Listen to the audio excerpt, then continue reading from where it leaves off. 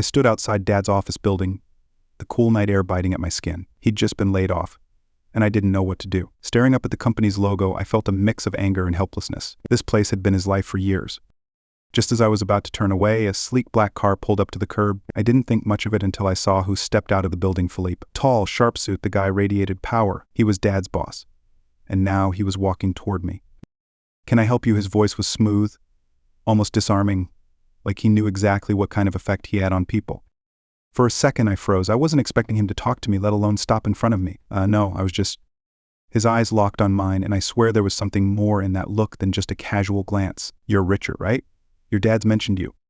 I nodded, my heart racing, though I had no idea why. I wasn't nervous, not really. But there was something that made my skin prickle. "Tell your dad I'll be in touch," he said, his gaze lingering a moment too long before he turned and slid into the car. The door shut with a soft click, and the car vanished into the night. I stood there for what felt like forever, my mind replaying that interaction over and over. It shouldn't have mattered, but somehow it did. Why did it feel like he was talking to me and not just passing on a message for my dad? I got home that night to find Dad already sitting at the kitchen table staring at nothing, a half-drunk beer in front of him. He didn't even notice me come in. The guy looked broken. It hit me harder than I expected. "Hey, Dad," I said, hanging up my jacket, pretending like I didn't already know. "Rough day?" He looked up, his eyes tired and a little red. You could say that. I grabbed a glass of water, sitting down across from him. "What happened?" "And they're letting people go. Rebranding, restructuring, all that corporate bullshit. I'm too old, apparently. They want fresh blood. Kids who don't know what loyalty means." Philippe's idea. He didn't answer right away, just stared at his beer. Yeah, he didn't have much choice, though. I wanted to say something, anything, but I couldn't get past the lump in my throat. Philippe, the guy I'd just met outside, had done this. I should have been furious, but all I could think about was the way he'd looked at me, like I mattered. I'm sorry, Dad," I muttered. He shook his head, rubbing his face with one hand. "We'll manage. We always do," but the way he said it made me think he didn't believe it himself. I sat there wanting to say something more, something that might help, but the words felt useless. The tension in the room was suffocating. I couldn't stop picturing Philippe's face, his voice, how he hadn't seemed like the ruthless guy who'd just fired my father. Dad let out a long sigh, breaking the silence. "There's something else." His voice was low, almost reluctant. I mentioned you to Philip." "What?" "He's got an opening. Figured you could use the money, what with school and all. He said you should come by the office tomorrow." I stared at him, the weight of what he was saying slowly sinking in. Philippe wanted me to work for him. After firing my dad, it felt wrong, but the more I thought about it, the more I couldn't shake the memory of his eyes on mine, the subtle invitation in his tone. "I think about it," Dad added, his voice trailing off. "It could help. We need it." I didn't say anything, just nodded, even though my mind was racing. Dad didn't know what he was asking. Hell, I didn't even know what I was walking into. The next morning I barely slept. Philippe's name kept replaying in my head like a song I couldn't shake. Dad was already up, sitting at the table with his second cup of coffee. He didn't look at me when I came into the kitchen. The silence between us was heavy, like something fragile that neither of us wanted to break. "So you going?" Dad finally asked, his voice rough. He didn't need to say where. We both knew what he meant. I poured myself some coffee, not even sure if I'd drink it. "I guess. It's just a meeting, right?" "Yeah," he glanced at me, then quickly back at his mug. "It's just work. You need the money. Don't think too much about it." But I was thinking about it, way too much. About Philippe. About the way he'd looked at me last night. This wasn't just work. I couldn't explain it, but something in my gut told me this wasn't going to be a normal job. I got to the office around noon, the same building I stood outside of the night before. My hands were clammy as I pressed the button for the top floor. I had no idea what I was doing there. Philippe was probably just trying to be nice, offering me this job to smooth things over with Dad, but something told me there was more to it. The elevator doors slid open, and there he was, leaning against the receptionist's desk, casually flipping through some papers like he hadn't just fired half his staff the day before. "You're here," Philippe said, looking up with a small smile like he was expecting me. "Good." "Yeah, my dad said you wanted to see me about a job." I managed, my throat suddenly dry. He motioned for me to follow him. "Come into my office, we'll talk there." I followed him, the door clicking shut behind us as we stepped into his sleek minimalist office. He moved around his desk and sat down, motioning for me to take the chair in front of him. The window behind him framed the city skyline, but I couldn't focus on that. All I could focus on was him. "Your dad's a good man," Philippe said, leaning forward slightly, his voice calm but with that same undercurrent I felt last night. "This situation, it's not easy, for either of you." I nodded, feeling the tension creep up my spine. "He told me you're looking for help." Philippe's eyes locked on mine again, and I swear, it was like he was looking right through me. "I could use someone like you.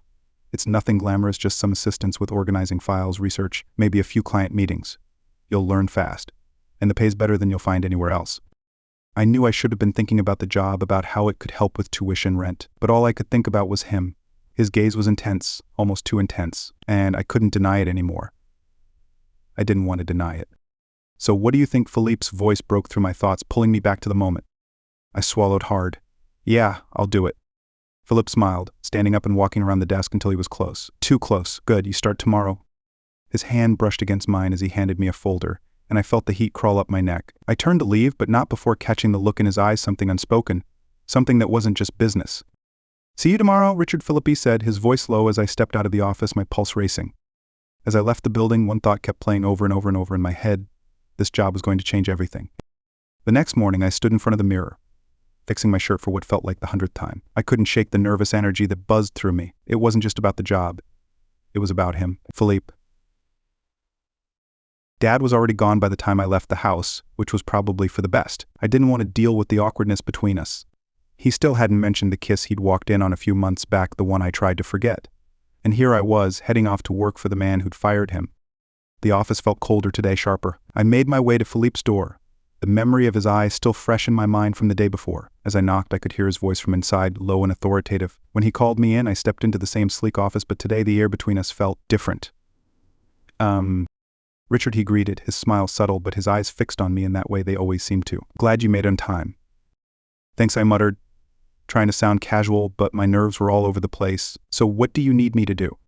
He handed me a stack of files. "Start with these. We've got a client meeting later. I'll need you to sit in." I nodded, taking the files, but as I did, his fingers brushed mine again. It wasn't an accident. The touch lingered just a second too long, and I could feel the same heat creeping up my neck. As I sat at the desk in the corner of his office, trying to focus on the paperwork, I could feel his eyes on me. Every time I glanced up, he was watching me, calm and collected, like this was just another day. But I knew better. There was tension here, thick and heavy, and neither of us was acknowledging it. A few hours later, we were heading into the meeting room, the tension between us simmering. As I sat next to him, taking notes while he spoke to the clients, I could feel the subtle brush of his leg against mine. The touch was barely there, but it was deliberate. My heart pounded in my chest, but I kept my face neutral, trying to focus on the business at hand. When the meeting wrapped up, Philippi walked the clients out, leaving me alone in the conference room. I was trying to get my head straight when he walked back in, closing the door behind him. "Good job today," he said, his voice softer now, almost intimate. He leaned against the door, his eyes locked on me again. "I knew you'd fit right in." I stood up, gathering the papers in front of me, but my hands were shaking, and I couldn't tell if it was from the tension or something else. "Thanks. I'm just trying to do my best." He took a step closer, his gaze never leaving mine. "You're doing more than that." His voice was low, steady. He reached out, brushing a strand of hair away from my forehead. The touch sent a shiver down my spine, and I froze. I knew what was happening. I could feel it, the pull between us, the invisible line we were about to cross again. And yet, I couldn't move. "I think we both know," he whispered, his fingers lingering near my face. "This isn't just about work, is it?" I swallowed, my heart hammering in my chest. The room felt too small, too charged with the unspoken tension that had been building since the moment we met. "I should get back to the files," I managed, stepping back, my voice shaky. Philippe's eyes darkened, but he didn't push. He just smiled, stepping aside as I made my way out of the room, my pulse racing, my thoughts a mess. As the door clicked shut behind me, I leaned against the wall, trying to catch my breath. This was only the first day, and already I was in way over my head. Working for Philippi wasn't just going to change everything it already had.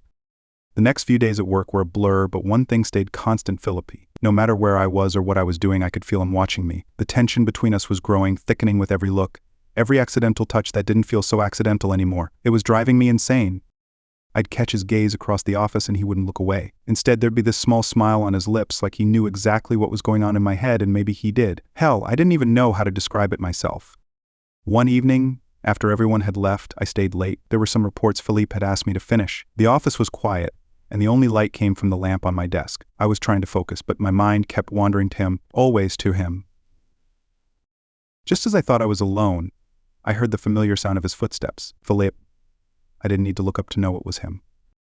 "You're still here." His voice was soft, but there was that edge again, the one that made my heart race. "Yeah," I replied, pretending to stay focused on the papers in front of me. "Just finishing up." He walked closer, stopping just behind me. I could feel the heat from his body. It was too close, too much. "You work hard, Richard. I like that." I looked up, and he was standing there, his gaze heavy on mine. The office felt smaller than it was, the air between us thick with everything we weren't saying. Philippe. I started, but the words stuck in my throat as he reached out, his hand brushing against my shoulder, then slowly moving to my neck. The touch sent a shiver down my spine, but I didn't move. Tell me to stop, he whispered, his thumb tracing along my jawline. If you want me to. I didn't. That was the problem. Every rational part of me knew this was wrong. He was my boss, my dad's former boss, and this was a line I had no business crossing. But everything in me was screaming for it. My voice failed me, but my body didn't. I stood up, turning to face him. We were inches apart now, and my heart was pounding so hard it hurt. His eyes locked on mine, and for a moment neither of us moved. Then, without warning, he closed the distance between us, his lips pressing against mine. The kiss was slow, deliberate. It wasn't the kiss of someone testing the waters, it was the kiss of someone who knew exactly what he wanted. I kissed him back. It was like a dam breaking, all the tension that had been building for days pouring out in that moment. My hands gripped the back of his neck, pulling him closer, and he responded in kind, his fingers digging into my waist.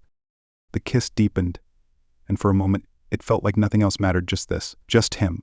But the sound of the office door creaking open snapped us both back to reality. I pulled away, my heart slamming against my chest as I turned to see who it was. My blood ran cold. It was my dad. His face was frozen in a look of shock, betrayal, and hurt all mixed into one. He stood there, not saying a word, just staring at us, me and Philippe caught in the act. Dad. My voice barely made it out. But he didn't respond. He just turned and walked out, leaving the door swinging shut behind him. The sound of it echoed through the empty office like a slap to the face. I stood there, numb, staring at the door. Everything I had feared, everything I had been trying to avoid had just happened, and there was no going back now. Philippe stood next to me, his expression unreadable. Richard. Don't, I snapped, stepping away from him. Just don't. I grabbed my bag and bolted for the door, my mind spinning. What had I just done? I had destroyed everything in one stupid moment. I didn't stop running until I was outside the building, the cold air slapping me awake. My breath was ragged and my heart was still pounding, but not from the kiss, from the look on Dad's face. The shock, the betrayal. It hit me like a punch to the gut. I leaned against the side of the building, trying to pull myself together, but my hands wouldn't stop shaking. What the hell was I thinking? I wasn't. That was the problem.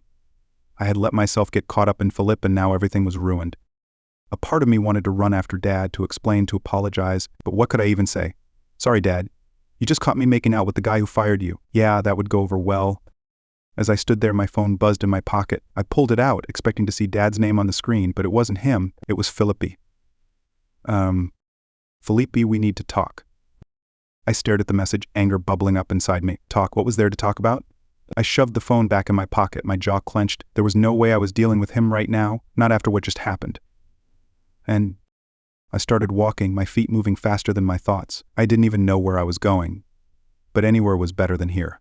I couldn't go home. Not yet. Not after Dad saw that. After what felt like hours, I ended up at the park, the one Dad used to take me to when I was a kid. It was empty now, just me and the sound of the wind rustling through the trees. I sat down on a bench, my head in my hands, trying to figure out what to do next. Richard. I looked up, my stomach twisting. Of course, it was Philippe. He was standing a few feet away, his face calm, but his eyes filled with something I couldn't quite read. I didn't say anything, just glared at him. He took a cautious step forward. I didn't mean for that to happen, he started, his voice low, careful. I never wanted you to get hurt. Hurt, I scoffed, standing up. My dad just walked in on us. Philippe, you think he's ever going to forgive me for that? For this? My hand gestured between us, the unspoken mess we'd created. Philippe's jaw tightened. I'll talk to him. Don't, I cut him off, shaking my head. You've done enough. This, whatever this is, it was a mistake. I could see the flicker of something in his eyes, maybe regret, maybe frustration. He took another step toward me, but I backed away. It wasn't a mistake, he said quietly, his voice steady, but there was an edge to it now. You know it wasn't. I shook my head again, trying to keep the walls up, trying to hold on to the anger, but it was slipping. Philippe, my dad. Is angry, he interrupted. I get that, but this isn't just about him, it's about us. There is no us, I snapped. The words sharp, but they didn't feel real. Not when he was standing right there, looking at me the way he always did, like he saw right through everything I tried to hide. Philippe stepped even closer, and this time I didn't move. He reached out, gently placing his hand on my arm. Richard, don't walk away from this. We can fix it. I'll talk to your dad. We'll figure this out. I closed my eyes, my breath shaky. I wanted to believe him, wanted to think there was a way to fix this without losing everything. But it wasn't that simple. Dad wouldn't just forgive me for this. He couldn't. I can't, I muttered, pulling my arm away. I can't do this, Philippe. He didn't stop me as I turned and walked away, his voice following me like a shadow. "Richard, don't make this harder than it has to be." I kept walking, not looking back, because if I did, I wasn't sure I'd be able to leave. I didn't go home right away. Instead, I wandered around aimlessly, trying to figure out what the hell I was going to say to Dad. Every possible explanation felt like a dead end, and the more I thought about it, the worse it got. By the time I finally stepped through the front door, it was late, and the house was quiet. Too quiet. Dad was sitting in his usual spot at the kitchen table, staring at his phone. The sight of him hit me hard, like a weight on my chest. He didn't look up when I walked in, just kept scrolling, his face blank. I stood there for a second, unsure of what to say or do. My feet felt glued to the floor. "I saw you," Dad finally said, his voice flat, emotionless. "With him." I swallowed hard, stepping closer, though every part of me wanted to turn and walk right back out the door. "Dad, He cut me off, standing up so fast his chair screeched against the floor. He finally looked at me, and his eyes were filled with something that was worse than anger, disappointment. "You're working for the man who fired me, Richard. That was bad enough. But this..." I took a deep breath, trying to steady myself. It wasn't. I didn't plan for any of this to happen. Didn't plan for it. His voice rose, his face twisting in disbelief. "You were kissing him. In his office. How could you? After everything?" I flinched at his words, guilt gnawing at me. I wanted to explain, to make him understand, but how could I when I barely understood it myself? "Dad, it's not like that. It just happened." He shook his head, pacing the small kitchen, running a hand through his hair. "Do you even know what you're doing?" Philippe, as he stopped, his fist clenched. "He used me, Richard. He used me and threw me away. And now you're letting him do the same to you." "Dad, it's not like that," I shot back, my frustration boiling over. "It's complicated." Complicated? He turned to face me, his expression hardening. "No, it's not. He fired me, he ruined our lives, and now you're what? Sleeping with him. Falling for him." The words hit like a punch, and I couldn't deny the truth behind them. I wasn't sleeping with Philippe, not yet, but the attraction, the pull, it was all there. And I had no idea how to explain it without making everything worse. Dad's voice cracked, and that's when I saw it. The anger was still there, but underneath it, there was something else, something that cut deeper. "I thought I raised you better than this." Those words hit harder than anything else he could have said. I opened my mouth to speak, but nothing came out. The disappointment in his eyes made my throat tighten, and I felt the weight of everything I'd done crashing down on me. "I can't even look at you right now," Dad muttered, turning away. "Just go, I need time." I stood there for a moment, frozen in place, my chest tightening. I'd known this would hurt him, but seeing it like this, raw and real, was more than I'd prepared for. "Dad, I'm sorry," I whispered, but he didn't respond. He didn't even look at me.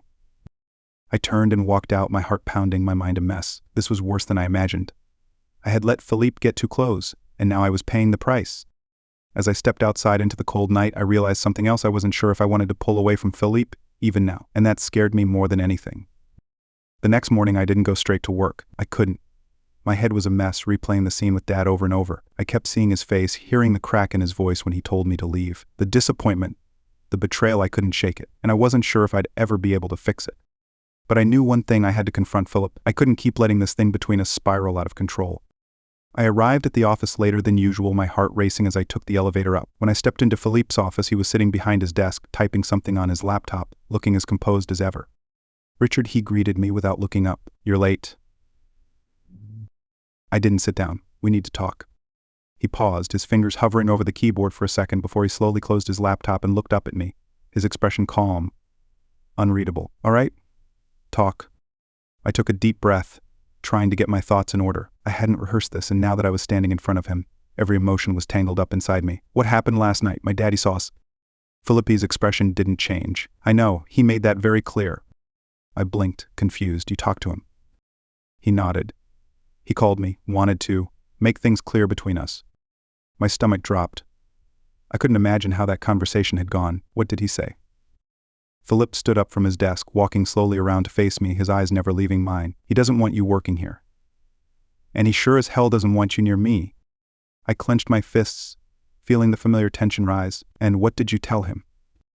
I told him that's not his decision to make. Philippe's voice was steady, controlled. He took a step closer, and I could feel the magnetic pull again, that invisible thread between us tightening. "This is about you and me, Richard, not your..."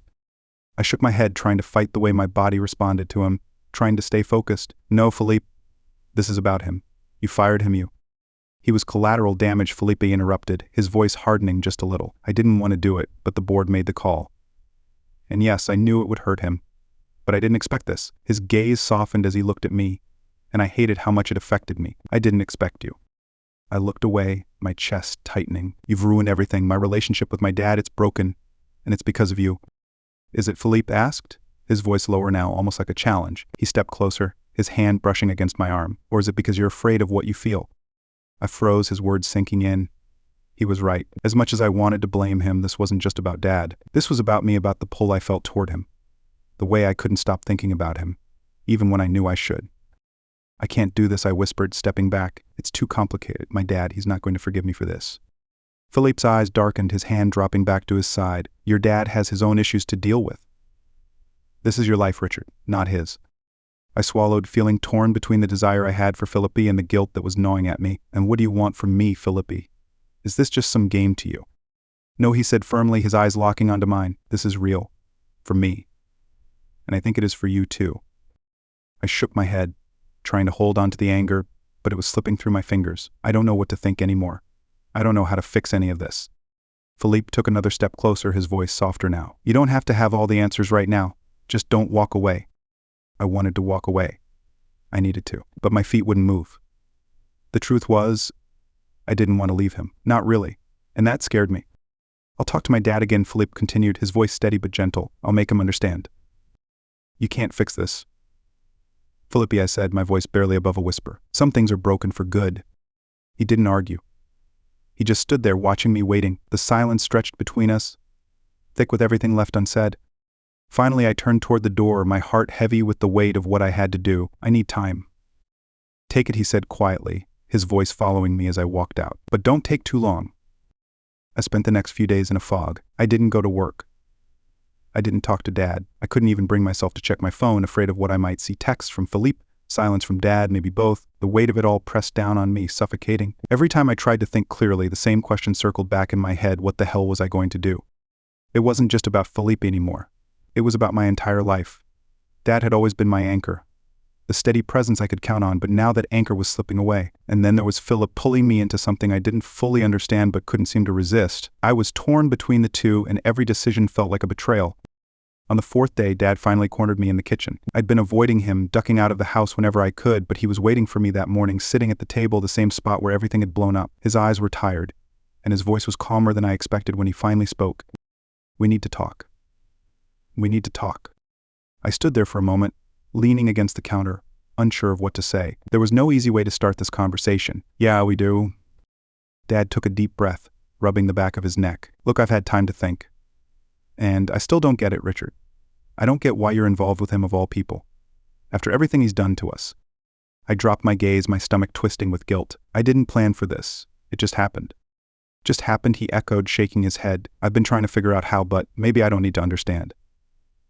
He paused, looking down at the table, and for a second, he looked smaller, like the weight of everything had finally caught up to him. I just don't want to lose you over this.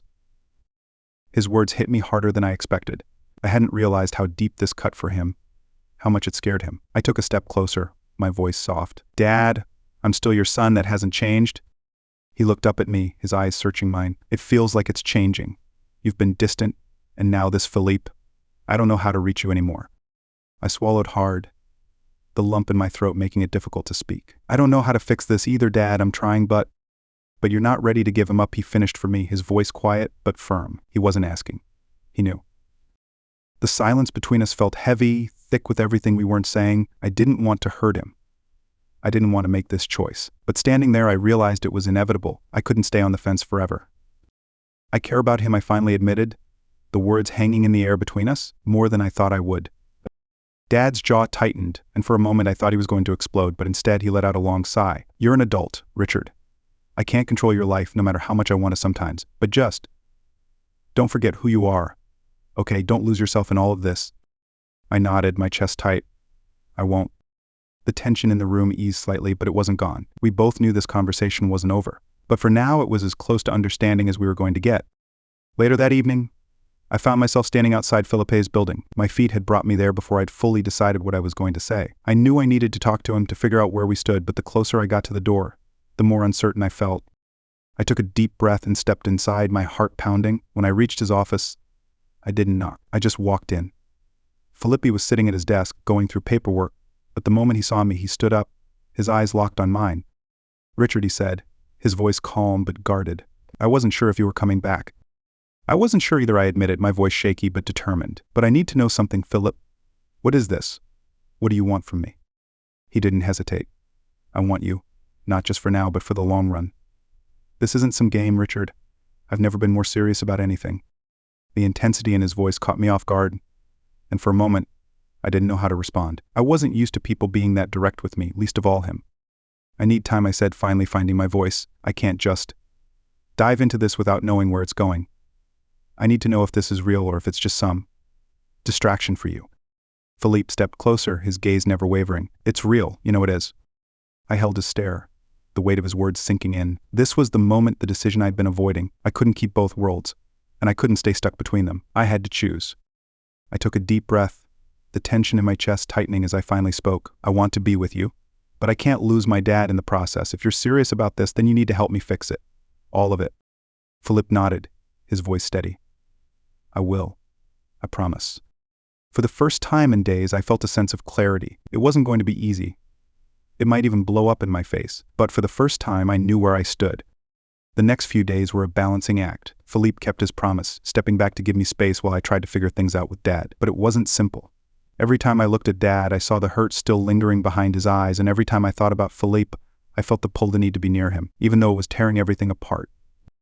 I hadn't seen Philippe since that night in his office. I needed to handle this with Dad first. So one evening I sat down at the kitchen table, the same place where everything had unraveled. Dad, I began, my voice steady even though my heart was racing. We need to talk.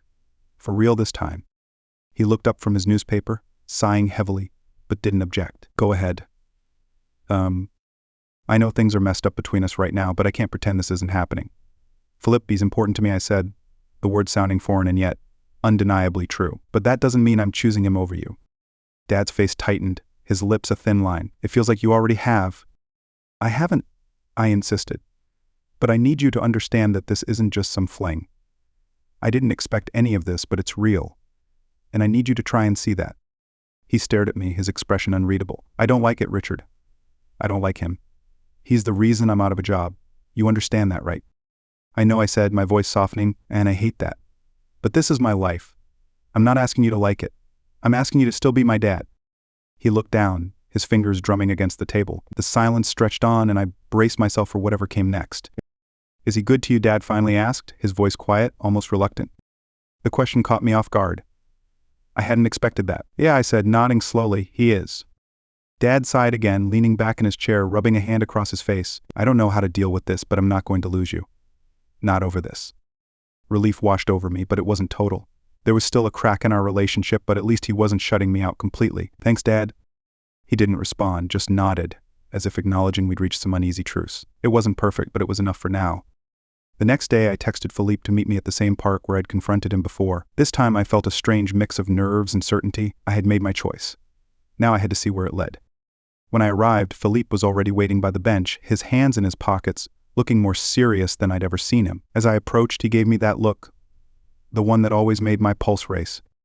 Did you talk to him? Philippe asked as soon as I reached him, his eyes searching mine. Yeah, I replied, standing in front of him. He's not happy, but he's not shutting me out. He knows this is real. Philippe's expression softened, and he stepped closer, the tension between us easing, replaced by something quieter, something real. I'm glad, he said, his voice low. I want things to be right between us. All of us. I don't know if it'll ever be right, I admitted, but we're getting there. Slowly. Philippe nodded, his hand brushing against mine, his touch warm and familiar now. That's enough for me. For a moment, we stood there in silence, the weight of everything that had happened settling between us. But this time, it didn't feel heavy. It felt manageable. Are you sure about this? Philippe asked, his voice softer now, more cautious. I looked up at him, and for the first time, I felt sure. Yeah, I'm sure. Philippe's lips curved into a small smile, and he took my hand, pulling me a little closer. The tension between us was still there, but it was different now. It wasn't just about attraction or impulse. It was something more. We'll take it one step at a time, he said, his fingers lacing through mine. I'm not going anywhere. I squeezed his hand, the weight that had been pressing on me for weeks finally starting to lift. Neither am I. As we stood there, the world around us fading into the background, I realized that choosing Philippe didn't mean I had to lose everything else. It just meant finding a new balance, a way to have both. It wouldn't be easy, but for the first time in a long time, I felt like I could handle it. And as we left the park together, hand in hand, I knew this was only the beginning.